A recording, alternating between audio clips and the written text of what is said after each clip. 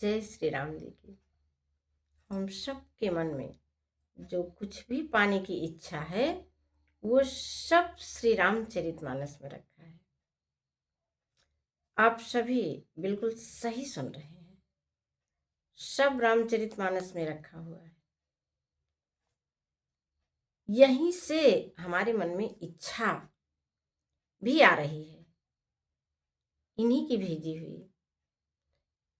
आप ध्यान दीजिए, हम भगवान श्री राम जी को याद करें या ना करें, लेकिन वे हमको हमेशा याद करते रहते हैं। और हमारे आसपास हमारी आवश्यकता के साधन, असीमित साधन भरे हैं, हमको पहचान ही नहीं है। न पहचान है अपने साधनों की। जब पहचान नहीं है तो हम उसका प्रयोग ही नहीं कर पाएंगे। और तो और हम सबको यह भी तो नहीं पता है कि हम क्या चाहते हैं। हम अपनी ही चाहत के बारे में निश्चित नहीं है, अपने लक्ष्यों के प्रति केंद्रित नहीं है। हमारे पास जब लक्ष्य नहीं है तो भला हम अपने लक्ष्य को समय कहाँ दें, कैसे दें। श्री रामचरितमानस से हर इच्छा को पूरा करने के लिए हम सबको सबसे पहले ये पहचानना है कि हम चाहते क्या हैं।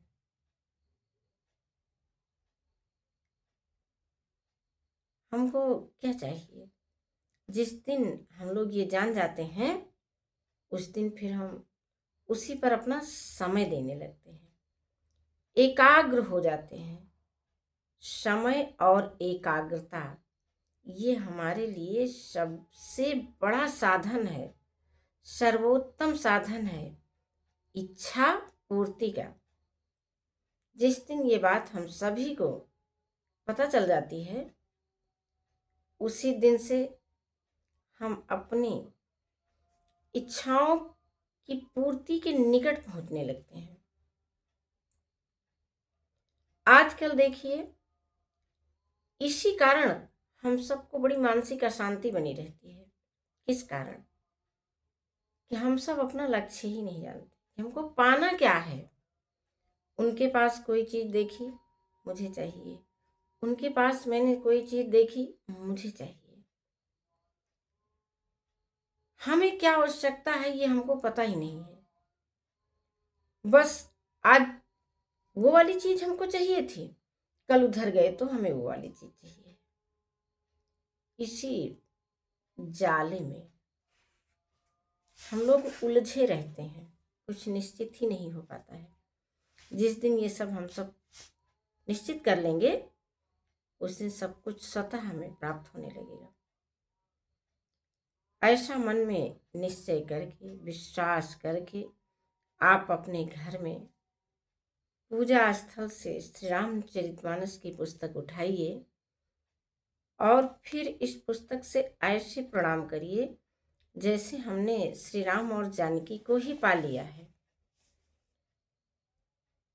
यहाँ पर इस तरह से प्रणाम करें और फिर अपने आसपास की प्रत्येक वस्तु में इनकी अनुभूति करें।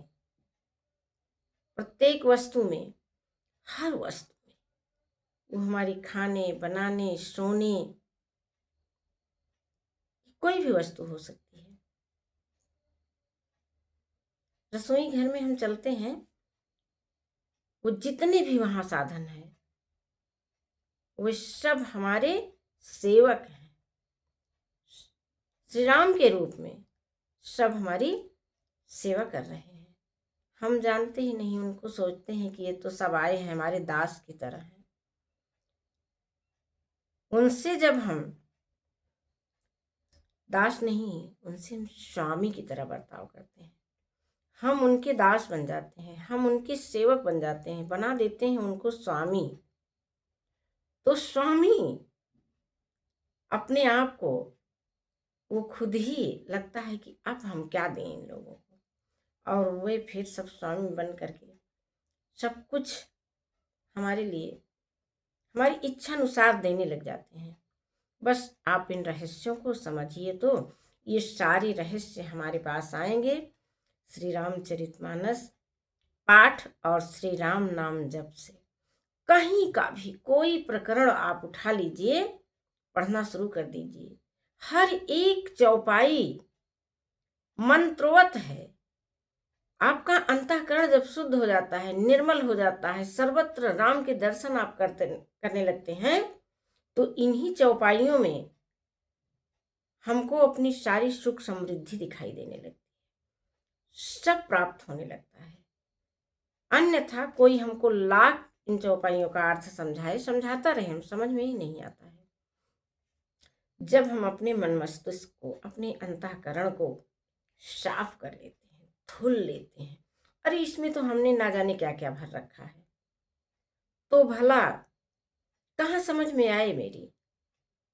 नहीं, सबको सारी बेकार की चीजें निकाल करके नई नई चीजें, श्री राम जी की यादें, श्री राम, संपूर्ण जगत को श्री राम में देखते हुए जब हम अपने इसी कार्य की शुरुआत करते हैं, रामचरितमानस का पाठ करते हुए, फिर वो हमारी जिम्मेदारी नहीं रहती है, श्री राम जी की, मैया जानकी की जिम्मेदारी हो जाती है। अब इसमें से मैं कहाँ पाठ करूं और क्या बताऊं। एक एक चौपाई अथाह सागर के समान है, अथाह सागर, इसका था ही नहीं पाया जा सकता है। चलिए 2-4 चौपाइयां ही पढ़ लेते हैं। देखिए, बहुत बहुत अच्छा प्रकरण है, ध्यान दीजिएगा आप लोग।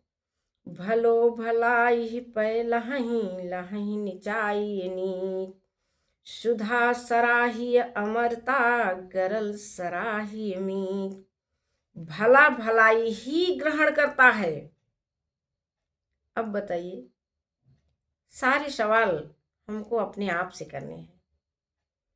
जब हम भले हैं तो हमको सर्वत्र भले ही दिखते हैं, और जब हमारा अंतःकरण दुर्गुणों से भरा है तो हमको चारों तरफ दुर्गुण ही दिखाई देते हैं। खल यज्ञ अगुण साधु गुण गाहा, उभय अपार उदधियो गाहा। तेहि ते कछु गुण दोष बखाने, संग्रह त्याग न बिनु पहचाने। दुष्टों के पापों और अवगुणों को, साधुओं के गुणों की कथाएं दोनों ही अपार और अथाह समुद्र हैं।